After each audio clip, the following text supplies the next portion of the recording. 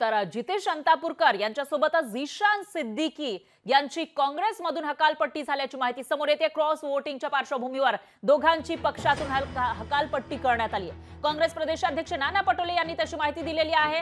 Cross voting झालेलं होतं जून मध्ये या निवडणुका झाल्या होत्या जून एंडला, आणि आता जेव्हा ऑगस्ट सुरू आहे त्यावेळेला काँग्रेसकडून कारवाई केली जात असल्याचं पाहायला मिळतंय। तर विधान परिषदेची निवडणूक होती जून एंडला, आणि त्यावेळेला जे मवियाचे उमेदवार होते त्यांना वोटिंग न करता काँग्रेसच्या काही आमदारांनी क्रॉस वोटिंग केला, दुसऱ्या पक्षाच्या उमेदवाराला वोटिंग केला असा आरोप केला जात होता। आणि त्याच पार्श्वभूमीवर त्याच्यामध्ये झिशान सिद्दीकी आणि जितेश अंतापूरकर यांची नावं घेतली जात होती, पण त्यांच्यावर आतापर्यंत कारवाई झालेली नव्हती। आणि आता जेव्हा जितेश अंतापूरकर यांनी स्वतःच आमदारकीचा राजीनामा दिला आहे, झिशान सिद्दीकी यांनी सुद्धा आपण अजित पवारांच्या राष्ट्रवादी सोबत जवळीक साधत असल्याचं पाहायला मिळालेलं होतं। ते अजित पवारांच्या जनसन्मान यात्रेमध्ये खुलेआम पद्धतीने सहभागी झाले होते। त्यानंतर कुठेतरी काँग्रेसच्या हालचाली पाहायला मिळत आहेत। काँग्रेसकडून आता या दोघांची हकालपट्टी केल्याची माहिती देण्यात आली आहे। क्रॉस वोटिंगच्या पार्श्वभूमीवर दोघांची पक्षातून हकालपट्टी केल्याचं काँग्रेसचे प्रदेशाध्यक्ष नाना पटोलेंनी सांगितलं।